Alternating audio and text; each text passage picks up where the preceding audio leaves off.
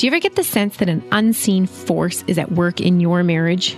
I'm not going all woo-woo on you here, but what if you could identify that force, understand it, and then use your marriage as a place of healing? The Marriage Podcast for Smart People is designed to help busy couples like yourselves move away from conflict and unhappiness to build a marriage you'll love today and treasure for a lifetime. This podcast is made possible by listeners like you. Learn how you can help save marriages, prevent divorces, and keep families intact by going to oyf.support.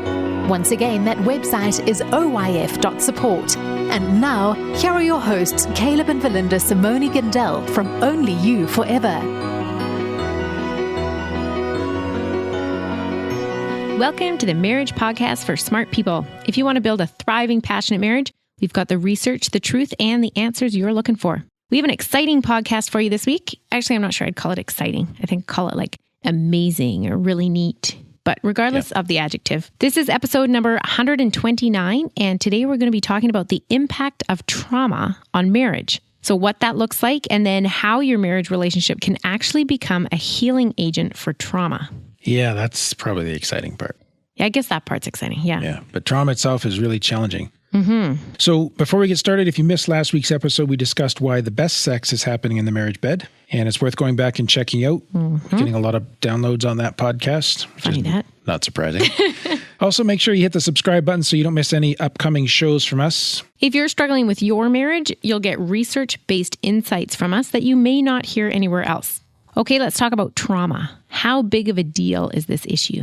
Well, I don't want to create something that's not there, but I think we need to talk about this because I see it at play in a lot of marriages at a level like below awareness, like they're not aware that this is going on. That's why in the hook, we talked about this sort of unseen force because this thing is happening and it's in there. And I don't think people really are able to put their finger on what's going on. Okay. But it's more common than, I don't have numbers, but it's much more common, I think, than what we expect. And I'm hoping that today, by educating our listeners and our patrons, they can self-evaluate to see if this is relevant or helpful for their marriage. Okay.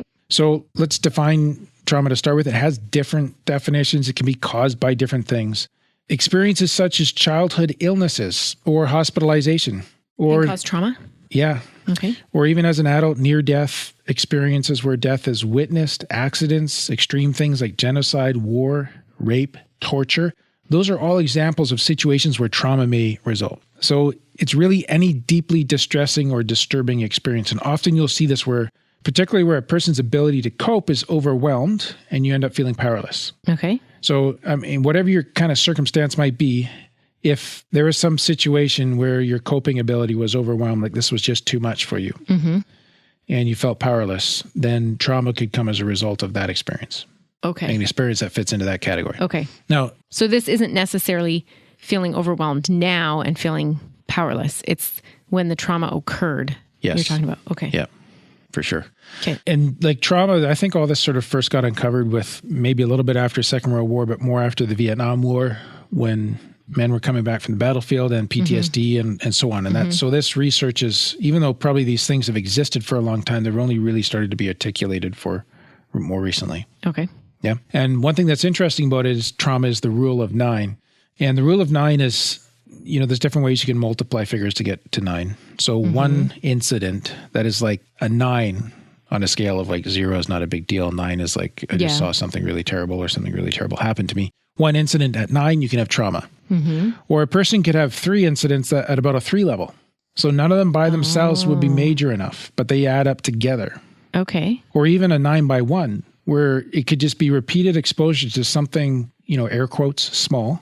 Yeah. Again, not big enough by itself, but because it's the same exposure over and over, eventually it evokes a trauma response.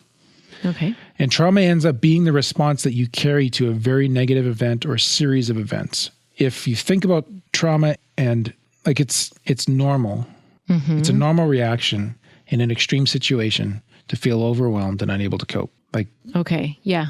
Underscore on the word extreme, right? But the issue is that it can come from that situation and the response can continue into other parts of your regular everyday life where it continues now and it's impacting your ability to function day to day. Okay. And of course, we're particularly interested in this as it relates to marriage. Yeah. That being the subject of our our podcast. So let's talk about how trauma impacts marriage. A study from 2000 looked at 96 couples where at least one spouse reported a history of childhood abuse.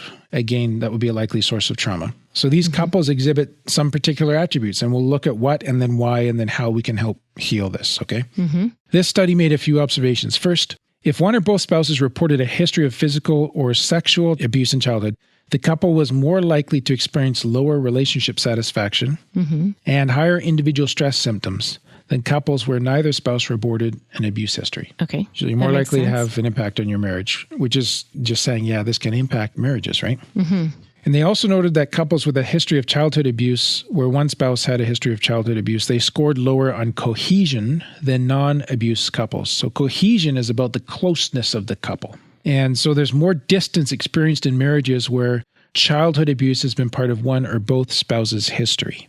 So why is that? Well, we're going to get to that in just one sec, babe. Okay. But I want us to understand that it's common for individuals who've experienced abuse to report that they experience more emotional distance, more isolation. So yeah. In their marriages. In their marriages. So it totally touches marriages. Okay. Now, if this is you and you're listening today, don't worry. Like I am giving you the bad news here first, but we do have good news in the back half of today's show. So hang with us here. Now, you asked the question, why does trauma affect marriage, right? So we've talked about attachment before, which is the science of love or the love bond that exists between two people in a marriage, right? Yeah. So trauma impacts attachment, and related to that attachment, one's ability to be emotionally engaged with someone else. So let's talk about some examples of what this looks like based on, this is based on the work of Johnson and Williams-Keller. And by the way, this is Sue Johnson, who really pioneered the EFCT, the Emotionally Focused Couples Therapy, which is the approach to couples therapy that I use with my clients. So she has this kind of additional part that she does as it relates to trauma, which is really cool. So the first thing that she noted is she talks about, or these people talk about disengagement and withdrawal. If you think about the severity of situations that prompt a trauma response, it makes sense that you need a secure base to come back to. So you're out in the world, something crazy happens. What do you need to do? You need to go back somewhere safe and decompress, right? Yeah. But trauma is often prompted by violations from the very people that we should be safe with. Okay. And I'm thinking of child abuse by a parent as an example. Okay. So it becomes easy to see how trauma destroys the trust and security that are the main building blocks for that attachment bond. Oh, because the very person that you should go to for safety has violated. Is the person who's perpetrating the trauma. Okay. The abuse that results in trauma. Yeah. Now you have a child who grows up to be an adult who desperately needs to feel safe, but also feels unable to trust human connection as a place of safety. So in your marriage today, you have a spouse with this formative belief that closeness is not safe. Therefore, they can either be quite disengaged or they can vacillate between feeling anxious and needy, like wanting the closeness, versus distant and disengaged. I don't want that. That's risky. Okay. And where you and I, Verlinda, because we've been spared from these experiences, we see connection with each other as a source of safety and comfort. Yeah. A trauma-impacted spouse can't help but see the same thing as a source of danger. Because it wasn't safe in the past. Right. So therefore, it's not going to be safe again. Right. Okay. But they're as human as the rest of us, and they need an emotional engagement, just like we do. Okay. Right? And emotional engagement is a key feature of a strong, satisfying marriage. But if you think about this again in this context, emotional engagement leads to or it needs vulnerability. And a survivor of trauma will feel the need to avoid vulnerability to protect from harm. So you kind of get into a cycle here. Yeah. And so therefore, and I'm quoting here the researchers, relationship activities that have the potential to soothe and calm other distressed couples, such as confiding and lovemaking, become at minimum a source of threat and at worst a source of re-traumatization in the partnerships of trauma victims. Wow. Because they associate that closeness with like betrayal pretty much, or the trauma. Yeah. Violation. Wow. Some sort, usually, right? Yeah. So yeah, disengagement and withdrawal is Makes pretty sense. normal to see, right? Yeah. And there's another thing, just to complicate this a little more, called vicarious traumatization. So let's say you have survived trauma. And as your spouse, I get to see how deeply affected you are by different aspects of the trauma. Okay. And because it's so personal, because of our closeness now as a couple, I begin to experience personal distress on account of your trauma. So now I'm having an emotional response to the trauma that you've experienced. Okay. And I start to wonder if the world is a safe place too. And now I'm starting to live out the same responses as you, my traumatized spouse. This is vicarious traumatization. I am experiencing the consequences of what you have been through. The traumatic event did not happen to me, but I'm starting to experience the trauma, right? Oh. And now I become disengaged and withdrawn. Now you have two people. And then one person it didn't even happen to. Yeah. Now this starts getting really hard to sort out. Yeah. Right. So this is why I really wanted to bring this out in our podcast and mention this to people, because your marriage might be very distressed, but it's really not either of your faults. Oh. But we need to identify this other power, this unseen force that's moving, that's real, right? Okay. Okay. So you have disengagement withdrawal, you have vicarious traumatization. And then there's also, and these are similar things, but different. There's distancing, defense, and distrust. So I'll read you a longer quote here. It's not too psychobabbly, but just stop me if something needs clarified. I surely will. That's good. Trauma victims' marriages are therefore more likely to become distressed, and once distressed, tend to become stuck in a particularly intense self-perpetuating cycle of distance, defense, and distrust. In addition, marital distress tends to evoke, maintain, and exacerbate trauma symptoms. Because we're reacting to each other negatively because of these issues that are going on, it tends to reinforce the belief that it's not safe to be close. Oh, okay. Okay. A vicious cycle is then set in motion that is often totally debilitating to both the relationship and to individual partners' ability to cope with the effects of the trauma. Just this cycle, because I don't trust you, so then I distance myself. Yeah. Which makes you seem... Or I get upset at that, and I get angry at you because you're never there for me. Which reinforces that I can't trust you. Yeah. And I need to be defensive. Huh. Okay. Now, kind of listening to myself saying what I just said or what we're talking about, right? Yeah. And we have people that are listening to this, that this is their reality. Mm-hmm. And I'm just worried that as a listener today, you could be feeling pretty bad about yourself. And one of the things that my counseling clients tell me is they appreciate my honesty with them, but I also want to be very gentle. And you may have listened to what amounts a pretty difficult assessment of your marriage and your role in the marriage. Mm-hmm. Even if you're not the survivor, you're the other spouse. But don't go to shame on this one. Like whatever the source of your trauma is, it's not your fault. None of us are immune to trauma, right? This could happen to any one of us. Even therapists who are very emotionally resilient, like people that have done their own work, and they could be vulnerable to trauma too and to vicarious traumatization. So this thing is out there and it's real. Okay. So if this is you today and you're identifying with this, don't think of yourself as being fundamentally flawed or ruined or that you're damaged goods and you're stuck there. This is about how you've learned to cope as a survivor. But what you can do is to take ownership of your journey towards healing. And the good news, though, is that even though your marriage is where the impact of the trauma is very visible, your marriage can also be a place where healing can begin and then grow into wholeness. That's neat. That's the exciting part. It is. And again, I have a self-help tool that our listeners can download, our supporters can download, I should say. It's actually a treatment plan, but you need to know for this purpose that it's a self-help tool. It does not replace counseling. But if you want to work on this trauma issue inside your marriage, it should be a big help if trauma is part of your background. This tool is available only to our supporters. And you can get this by becoming a patron of the Marriage Podcast for Smart People. We'll take a quick 60-second break now to tell you more about that. What happens when the fairy tale marriage meets reality? Too often, high expectations lead to disappointment, communication breaks down, and the struggles of day-to-day life become overwhelming, leaving you feeling lost and without hope. Unfortunately, marriage does not come with an instruction manual. Marriage troubles are deeply personal and can take a toll on you, your spouse, and your family. Counseling can be expensive and divorce is very costly.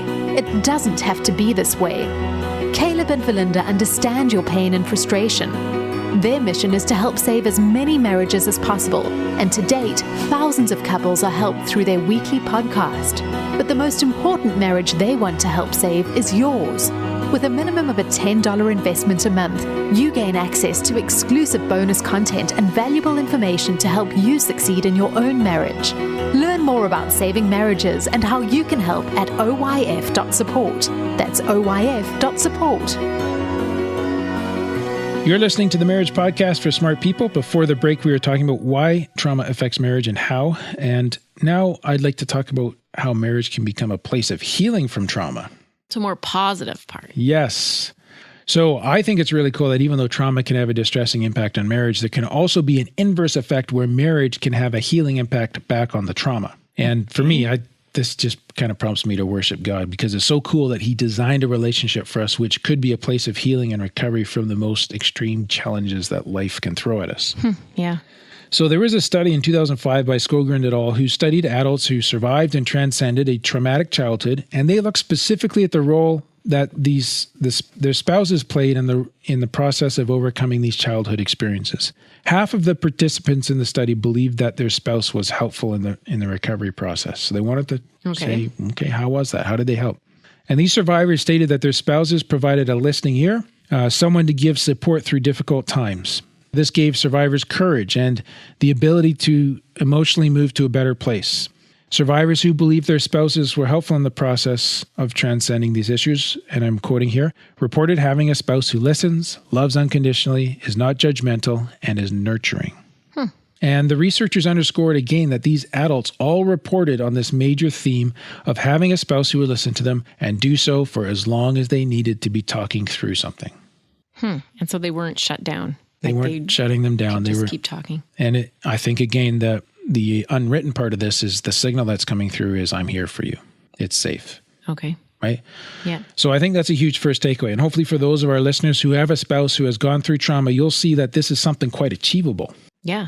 All you really need to do here is listen. And we talk about that in episode 15. We give you some of the basics on it. If you really want to get serious with your communication skills and you're listening, you can check out our communications course, Talk to Me 101. You can get that at talktome101.com. But aside from listening, like today's bonus guide is definitely going to tell you what you need to do as a couple to work through trauma in a healing manner. But I want to kind of just go more into how that process works before we wrap up the show, Verlinda. So again, back to Sue Johnson and the person who worked with her on this subject, Williams Keller. They talk about three things that happen when marriage is used as a healing agent. Okay. So the first is they note that marriage can help survivors of trauma to regulate negative affect and manage symptoms. Now, this is typical language for this area of study, but the regulation of affect just means how I am able to independently and constructively manage my emotions. So marriage can help a person learn to manage their emotions constructively. Yeah. Remember, when you think of trauma, there's a struggle with what they call reactive mood states, which is just strong shifts in mood based on what's happening around you. In probably everyday language, it's like the roller coaster of emotions. Okay. So I don't even think you need to be traumatized to have a roller coaster of emotions. Yeah. This is more severe than what you might be referring to. Why don't you explain what you were referring to, Verlinda? Well, just some men, like they can be over the top or down low. Based on the time of the month it is for those men? Okay, we shouldn't joke, I guess, but Well, that part I think we can joke about. Yes. Okay, so there can be a roller coaster of emotions. Yeah, this is more of a kind of reactive thing, though, and more severe. To something more that's triggering the trauma. Yeah, and really, honestly, both couples know that the severity doesn't fit the context of the situation that they're in. That's how you know that there's something else going on here. Okay. Well, that's good to know. Yeah, and there can be a lot of anxiety, too. And then, of course, there can be flashbacks. Because when we talk about trauma, like we're in that whole PTSD domain, right? Yeah. And these things can kind of ambush the person who's impacted by the trauma, the survivor.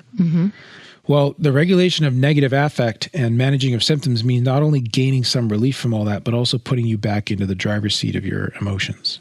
Okay. So when they researched this, they noted one example where if a trauma survivor can turn to her spouse for support at the beginning of a flashback, she may be less likely to dissociate or engage in self-injurious behavior.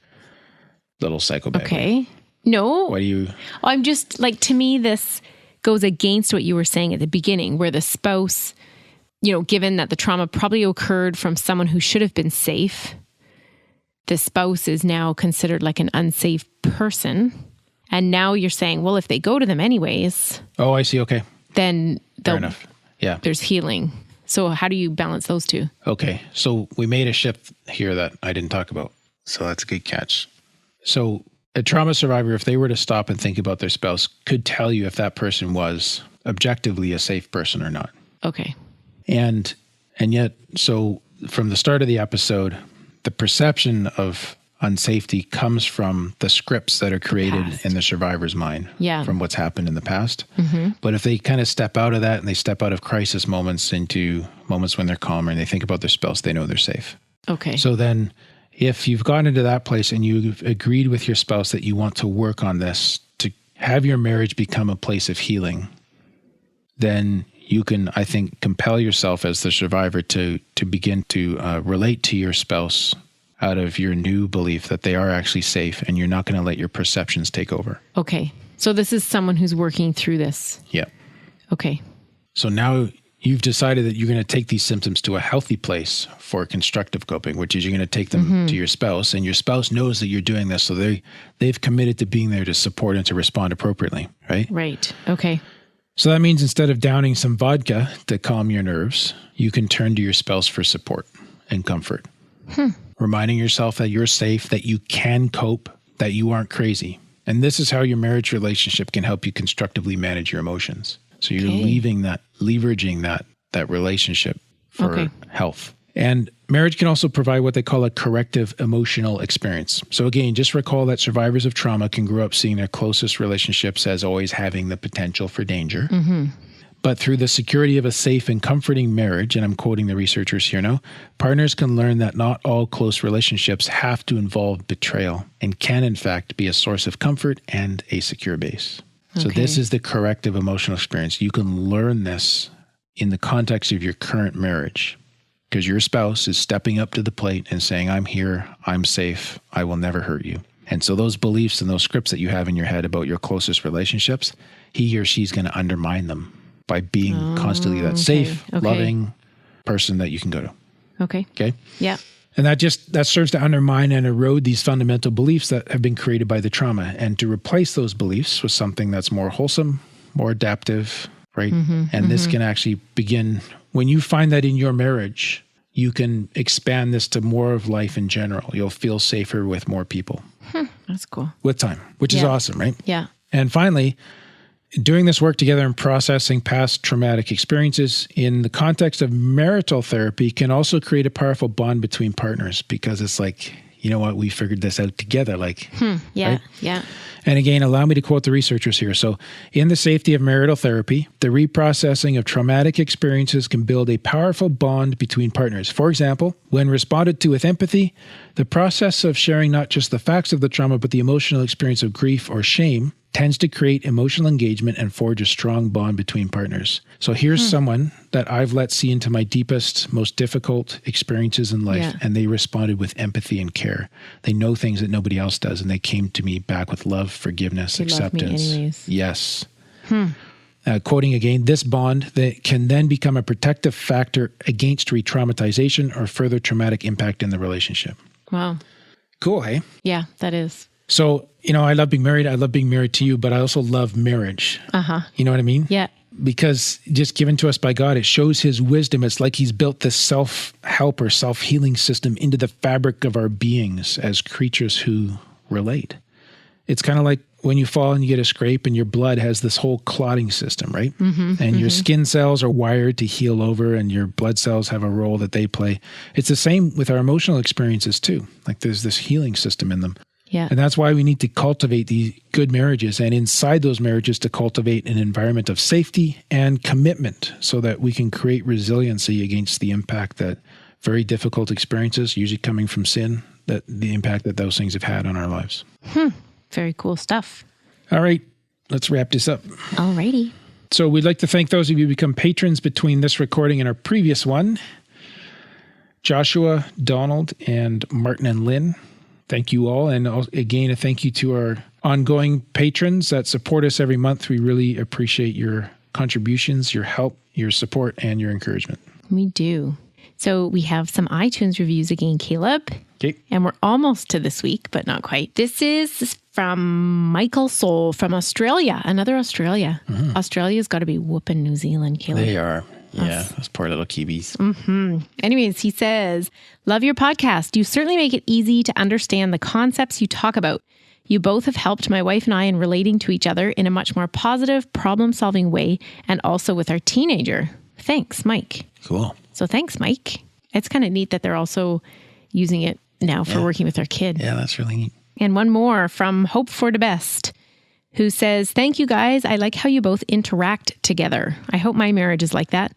I'm separated with my husband right now, and I would love to apply what I learned from you guys, but I don't know if there's hope in my marriage to get together.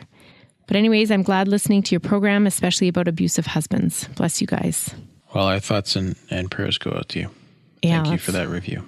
That's a tough place. Yeah. So next week, we're going to do a follow-up on this one, Verlinda, and just talk about how trauma impacts marital sexuality. So if you found today's episode spoke to you, you'll definitely appreciate the content in next week's episode too, where we go deep specifically in the area of sexuality and trauma. Okay. Well, that is all for today's episode. You can get the full show notes at oyf.link/129. Find out how you can help. Go to oyf.support. Thanks, and we'll see you next week. The Marriage Podcast for Smart People is totally funded by listeners who support Caleb and Verlinda in their mission to save marriages. If you would like to be part of this worthy cause, open your web browser to oyf.support.